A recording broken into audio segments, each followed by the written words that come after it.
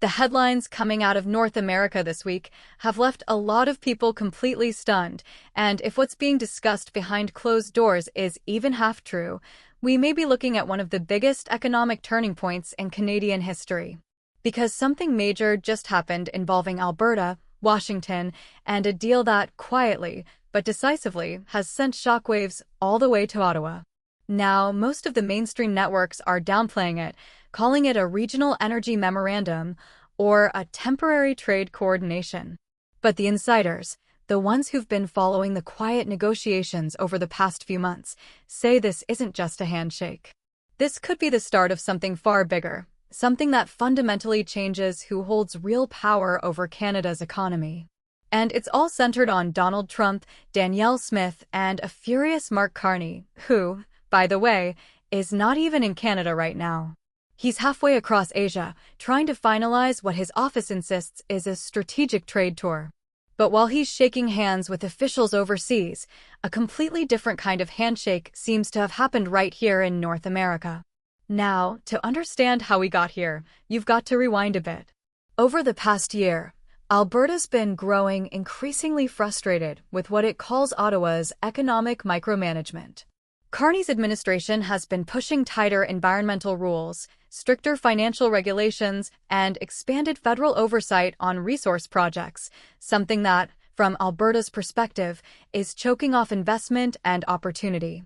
Danielle Smith has been warning about this for months. She's said publicly that Alberta won't just sit back while Ottawa dictates how the province should manage its own energy. But what almost nobody realized until now is that those warnings weren't just political posturing. Behind the scenes, Alberta's been talking directly to Washington. Not through Ottawa, not through federal channels, but directly. And that's where Trump comes in.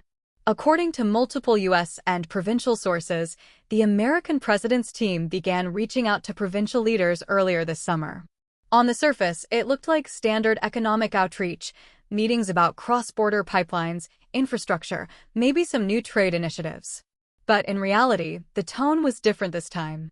Trump, as one source put it, wasn't interested in the old federal playbook.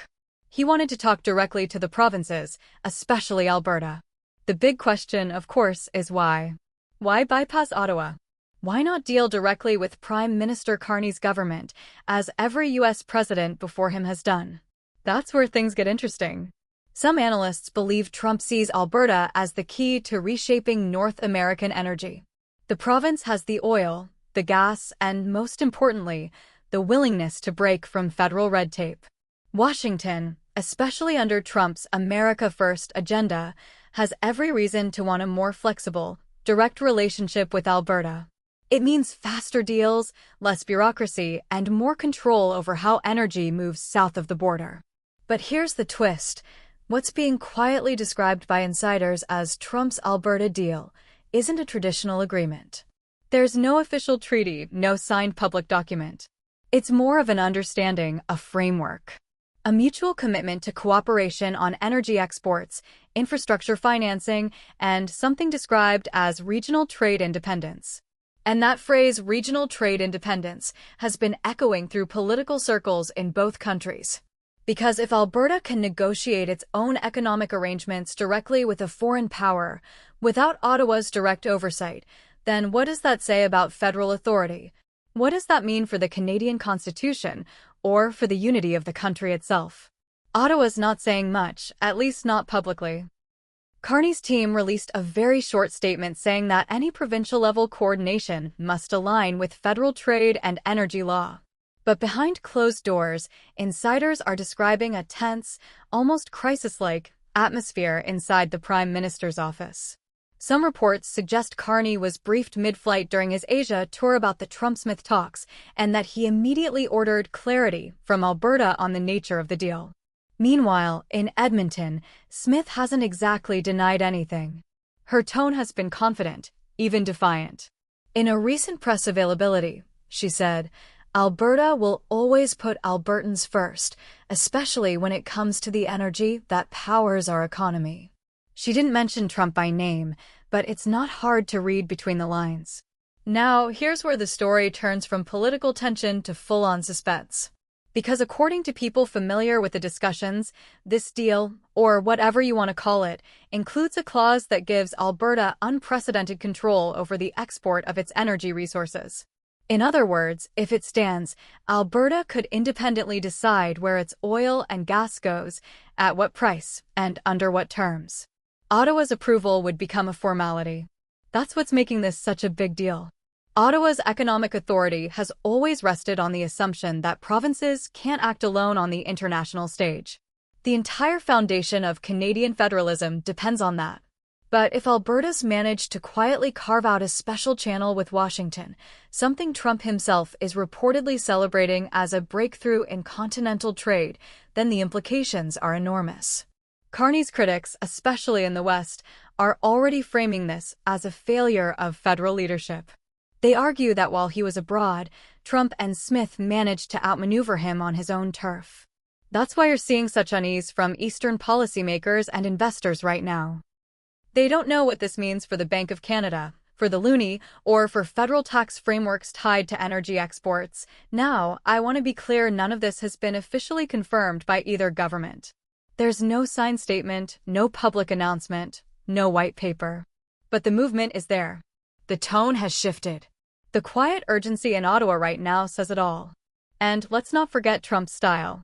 He's a showman. He loves unpredictability, leverage, and big symbolic moves. If he sees a chance to make a deal that both rattles Ottawa and strengthens American control over energy imports, he'll take it. And if Danielle Smith sees that as a way to assert Alberta's independence from what she views as overreach from Ottawa, she'll take it too. That's why the story is so explosive. It's not just about energy or trade or pipelines. It's about who gets to define Canada's economic destiny, the federal government in Ottawa or the provinces themselves. And for the first time in modern history, that balance might actually be shifting. In the next few days, watch carefully for how Carney responds when he returns from Asia. Will he downplay it? Will he call it illegal?